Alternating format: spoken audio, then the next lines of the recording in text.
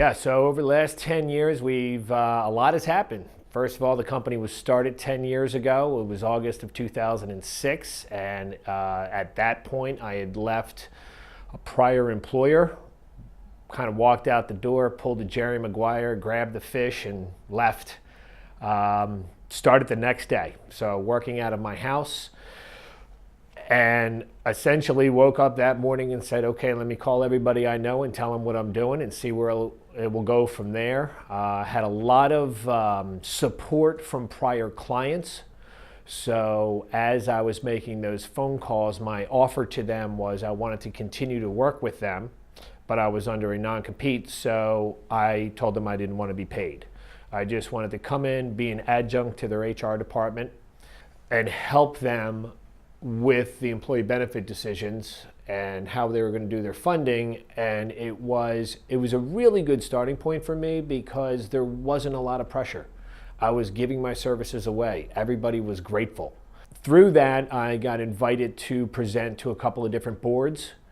And so I got a little notoriety through that, as well as participated on a few boards and helped them with their employee benefit decisions. So what actually came out of that was referrals from the other board members, and that kind of helped kick off the company.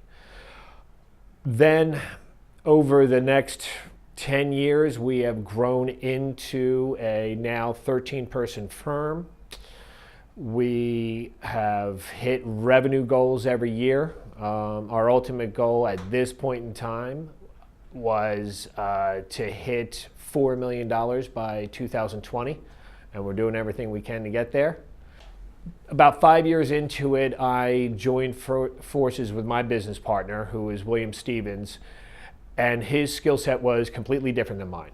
We were great friends in college, and we graduated and went down two different paths, and right around the same time, both of us decided to quit our jobs and start our own firms. It was both in August of 2006.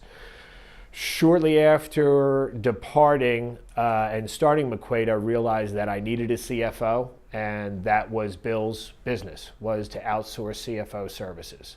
So it was a nice marriage, and then as we've evolved, we realized that we're stronger together than we were separately. The Affordable Care Act was passed, which really brought CFOs into the decision-making process of employee benefits because they had large penalties if they didn't do the right thing. And having Bill talk with the CFO in a CFO language was extremely helpful, extremely beneficial on both sides, for us as well as the clients. That was kind of the origin of it, and it's grown since then. And where we've evolved now is this marriage between the C-suite and the employees, and making sure that the sometimes millions of dollars that employers spend for their employee benefits are useful, and they're getting the goodwill out of it that they should be getting out of it. You know, the only reason that you offer employee benefits is to attract employees to come to your organization and stay at your organization. And if it's not doing that, you're wasting money. So our goal is to make sure that those dollars that you're spending on your employees are useful and are for benefits that the employees want, and it will keep them there. So it's not necessarily just health insurance. It's a broad spectrum of benefits. It could be anything from more days off, a new computer, various things, dry cleaning delivery to the office, simple things like that. But anything to make you stand out against your competition and hold on to those employees, and then hopefully attract some of the employees from your competition instead of it going the other way. I would have to say that the single most important event that happened in my life was the death of my mother. It was obviously life-changing, and made me go forward in my life trying to honor her memory. So that comes into just about every decision I make. Am I doing the right thing? Business-wise, the single most important moment in my life is when I left my job and started my business. And I think kind of to dovetail off of that, hiring my first employee. And shortly after I hired my first employee, I realized that I am 100% responsible for her livelihood, her child going to the right school, I have roof over their head, food on the table. So it has been some pressure and also a very positive to think about that when I do make decisions of which direction the organization is going to go. Will we stay in business? Will I be able to now supply a livelihood for 12 other people and making sure that their family can do what they want to do, live where they want to live, get educated where they want to get educated? And so it's adds a little pressure to it. You know what? For me, a week sailing trip in the British Virgin Islands was an extremely exciting thing to do. It's not quite. I actually did go to Richard Branson's island. He wasn't there, so I had that similarity to what Joe's experiences have been.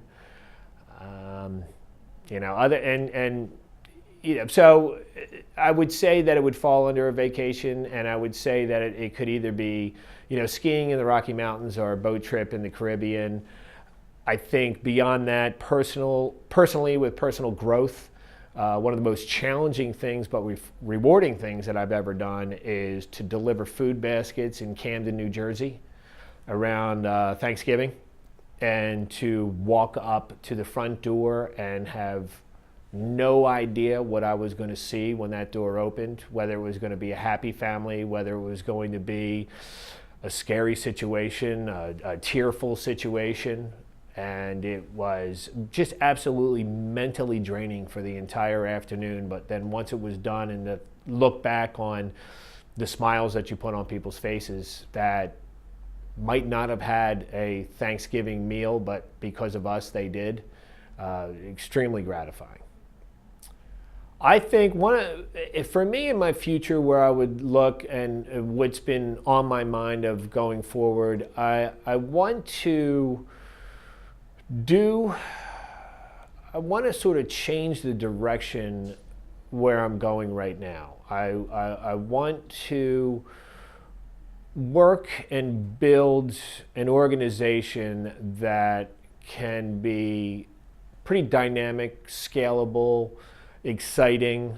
I want to use my experience that I've had thus far in developing, whether it's a product or a service that fills a need that hasn't been filled before and is exciting and is something that really is a game changer. And I don't know where that is. I have a couple of different ideas, but I do want to have a game changer of an idea. The way that I've shifted my business after many meetings and the Shift organization and how they've helped me sort of see outside of the box or to really look at the future of the company differently has been to realize that the group of people that I have in my organization are as talented as any group that does what we do, and I don't think there's many groups that actually do what we do. So the shift there has been the confidence that we can walk into any situation and improve that situation. So it is no longer just the block and tackle of what needs to be done as an employer considers the cost of their employee benefits. We're much broader than that. We bring in the employees, we bring in the culture, and are extremely confident when we walk into that situation that it will be improved when we leave the situation. So that shift has been an eye-opener for me, because I no longer look at a situation to say that organization might be a little bit too big or that their processes might be a little bit too complicated. We no longer have that belief. We are the solution for everybody out there, and what holds us back is just the ability to contact everybody and let them know that we're the solution for them. I think myself, as well as everybody else, that go-to question is peace. and it weighs on me. I pay attention a lot to politics, to the world, to what's going on in the world, and it can scare me at times. If I really take the time to sit down and think about what is going on the earth, and the fear of walking into any public place and having something happen, or what's going on in the Middle East and how the people in Syria have to live every day to try and survive just to make it to the end of the day, and I might be upset because I got a parking ticket. You know, it's a real dynamic change between what my life is and what other people experience. So, you know, I would like to just see, or my wish for the world is that things could just calm down a little bit. And with the recent political changes we've had in our own country, and how that has really kind of stirred up a lot of anxiety in people. You know, you look at online and what people communicate back and forth, and there's a lot of hatred and disrespect, and I don't think that is productive in any way, shape, or form.